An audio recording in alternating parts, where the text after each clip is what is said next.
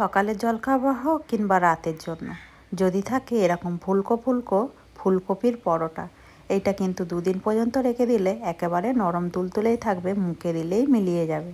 নমস্কার বন্ধুরা, কাজল ভিলেজ কিচেনে সকলকে স্বাগত জানাই। রোজকার মতো আজও রান্নাঘরে চলে এলাম। আজকের রেসিপি প্রথম থেকে লাস্ট পর্যন্ত দেখতে থাকুন, আশা করছি ভীষণ ভালো লাগবে।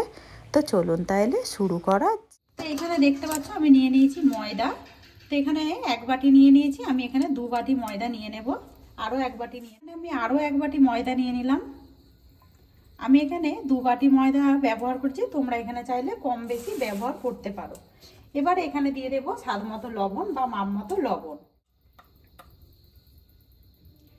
দিয়ে দিলাম স্বাদ মতো লবণ। লবণটাকে দিয়ে খুব ভালো করে মিশিয়ে নেব।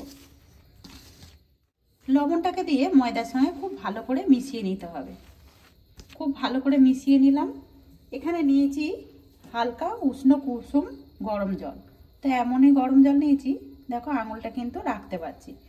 এবারে অল্প অল্প করে দেব, দিয়ে সুন্দর করে একটা সফট ডো রেডি করে নিতে হবে। তো দেখতে পাচ্ছ আমি একদম নরম করে কিন্তু ময়দাটাকে মাখিয়ে নিয়েছি, হাতের মধ্যে দেখো লেগে যাচ্ছে। এবার আমি এর মধ্যে দিয়ে দেব সাদা তেল। তো এখানে বেশ কিছুটা দিয়ে দিলাম সাদা তেল। এই কারণে কিন্তু হাতের মধ্যে আর ময়দাটা কিন্তু লেগে যাবে না, আর সুন্দরভাবে দেখো মাখানোটাও হয়ে যাবে। তো এখানে দেখতে পাচ্ছ আমি একদম সফট আর নরম করে কিন্তু ময়দাটাকে মাখিয়ে নিয়েছি। এইভাবে ময়দাটাকে কিন্তু মাখিয়ে নিতে হবে। এবার এটাকে ঢাকা দিয়ে রেখে ততক্ষণে পুরটা রেডি করে। ওদিকে গ্যাস অন করে একটা কড়া গরম হতে বসিয়ে দিয়েছি। কড়ার মধ্যে দিয়ে দেব সাদা তেল। এখানে দিয়ে দিলাম বেশ কিছুটা সাদা তেল। তেলটা বেশ কিন্তু গরম হয়ে গেছে। এবার আমি এখানে কিছু ফোড়ন দিয়ে দেব, যেমন দেব গোটা জিরে, দিয়ে দেব একটা ফাটিয়ে নেওয়া তেজপাতা। তো ফোড়নটা তোমরা চাইলে তোমাদের পছন্দ মতো কিন্তু এখানে ফোড়নের ব্যবহার করতে পারো, যেমন 5 ফোড়নও কিন্তু জিরের পরিবর্তে দিতে পারো।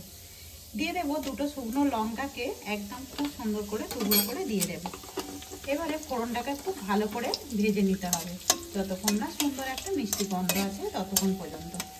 ফোড়নটা বেশ সুন্দর একটা মিষ্টি গন্ধ এসেছে, ভাজাও হয়ে গেছে। এই সময় আমি দিয়ে দেব এখানে গ্রেট করে নেওয়া আদা। তো তোমরা কিন্তু বাটা আদা অনেকে দাও, একবার এইভাবে দিয়ে দিচ্ছে গ্রেট করা আদা। এতে কিন্তু ভিটামিন আদা নয়, এটা কিন্তু একদম অন্য কাজে দাও। আদাটা দেওয়ার পরে একদম দেখো ভাজা হয়ে গেছে সুন্দরভাবে, আর বেশি পোড়াবো না। এই ফাঁকে দিয়ে দেবো এখানে আগে থেকে একটা ফুলকপিকে এইভাবে টুকরো করে ছোট করে কেটে নিয়েছি। কেটে নেওয়া ফুলকপিটাও আমি এর মধ্যে দিয়ে দেবো।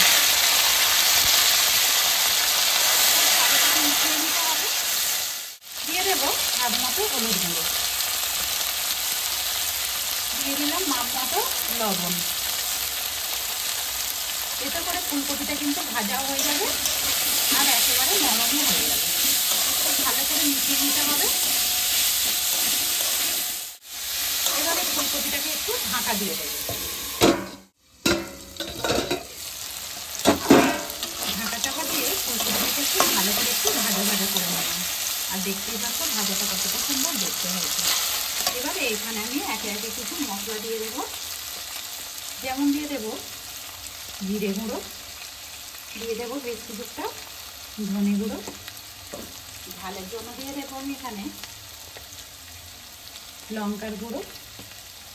সমস্ত উপকরণগুলোকে খুব ভালো করে ফুলকপির সাথে মিশিয়ে নিতে হবে। মশলাটাকে দিয়েও আমি খুব ভালো করে ফুলকপিটাকে ভাজা করে নিলাম। এইভাবে সুন্দর করে কিন্তু একটু ভেজে নিতে হবে। এবারে আগে থেকে দিয়ে দেবো বেশ একটা আলু সিদ্ধ করে রেখেছিলাম, সিদ্ধ করে নেওয়া আলুটাকে আমি খুব ভালো করে গ্রেটারের সাহায্যে গ্রেট করে নিচ্ছি। এবারে মিশিয়ে নেব। এতে করে কিন্তু ফুলকপির পুরটা বেশ দারুণ হবে। আলুটাকে দিয়েও খুব ভালো করে আমি মিশিয়ে নিলাম ফুলকপির সঙ্গে। এবারে দিয়ে দেবো এর মধ্যে ধনেপাতা কোঁচানো, এতে করে কিন্তু টেস্টটা দারুণ আসবে। দিয়ে দিলাম বেশ কিছুটা ধনেপাতা কোঁচানো, দিয়ে খুব ভালো করে মিশিয়ে নিয়ে আমি এটাকে একটুখানি ঢাকা দিয়ে দেব।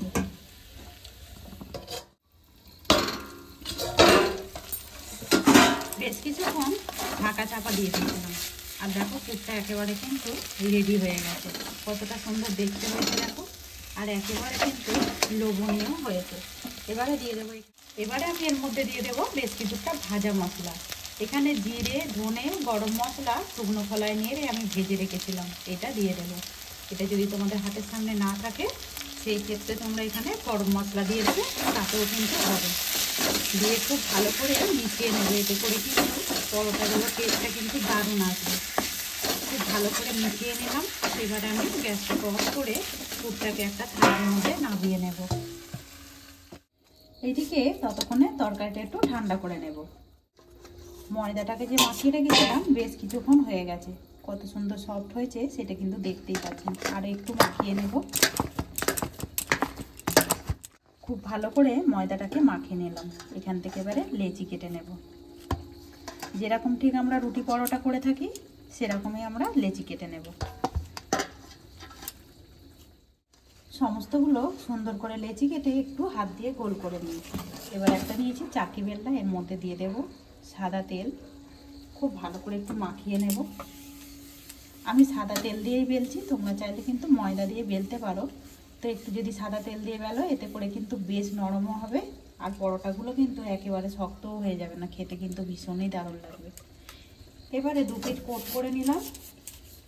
খুব ভালো করে আমি এটাকে বেলে নেব আগে রুটির মতো করে। সুন্দর করে রুটির মতো করে বেলে নিয়েছি। বেশ একটু পাতলা করেই বেলে নিয়েছি, দেখতেই পাচ্ছ। এইভাবে একটু পাতলা করে বেলে নিতে হবে। যে পুরটাকে রেডি করেছিলাম ঠিক দিয়ে দেবো আমি মাঝ বরাবর। একটু বেশি করেই দিয়ে দেবো, এতে করে কিন্তু খেতে ভালো লাগবে। বেশ কিছুটা দিয়ে দিলাম পুর। একটা ছুরি নিয়েছি, ছুরি নিয়ে আমি এরকমভাবে সাইডগুলোকে একটু কেটে দেব। এইভাবে অনেক কিন্তু লেয়ার হবে, আর পরোটাগুলো খেতেও বেশ নরম হবে। তো দেখতে পাচ্ছ আমি এখানে কিন্তু কেটে নিয়েছি ধারগুলো। এবারে এইটাকে নিয়ে এসে এর উপর থেকে এইভাবে দিয়ে দেব। এইভাবে কভার করে সুন্দর করে ঢাকা দিয়ে দিতে হবে।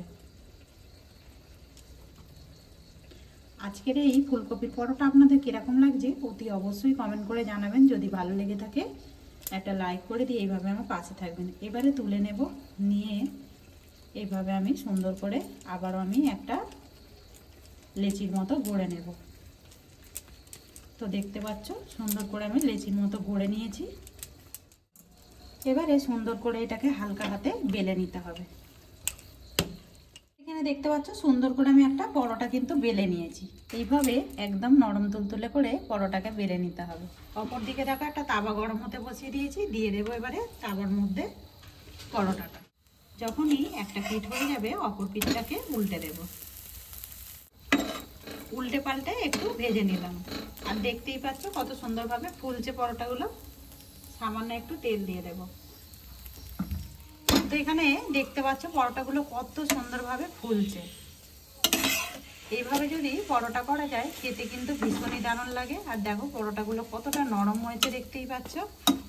যেমনই নরম হয়েছে তেমনই কিন্তু সুন্দরভাবে একদম ফুলকো ফুলকো হয়েছে।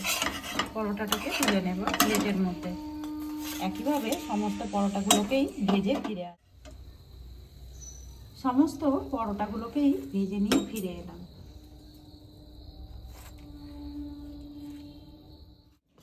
তো দেখতে পাচ্ছ এখানে আমি সমস্ত পরোটাগুলোকেই ভেজে নিয়ে ফিরে এসেছি। আর কতটা নরম তুলতুলে হয়েছে সেটা কিন্তু দেখতেই পাচ্ছ। একদম পুরে ঠাসা এই শীতের সময় যদি এরকম লেয়ারযুক্ত ফুলকপির পরোটা থাকে তাহলে কিন্তু শুধুই খাওয়া যাবে, আর কিছুই লাগবে না। তো আজকের রেসিপি আপনাদের কীরকম লাগলো অতি অবশ্যই কমেন্ট করে জানাবেন। যদি রেসিপিটি ভালো লেগে থাকে একটা লাইক করে দিয়ে এইভাবে আমার পাশে থাকবেন, আমাকে সাপোর্ট করবেন। আমার এরকম নিত্য নতুন রান্নার জন্য পাশে থাকা বেল আইকনটি প্রেস করবেন। সবাই ভালো থাকবেন, সুস্থ থাকবেন। ধন্যবাদ। আবারও কোনো নতুন রেসিপি নিয়ে ফিরে আসবো। আজকের মতো এই পর্যন্ত।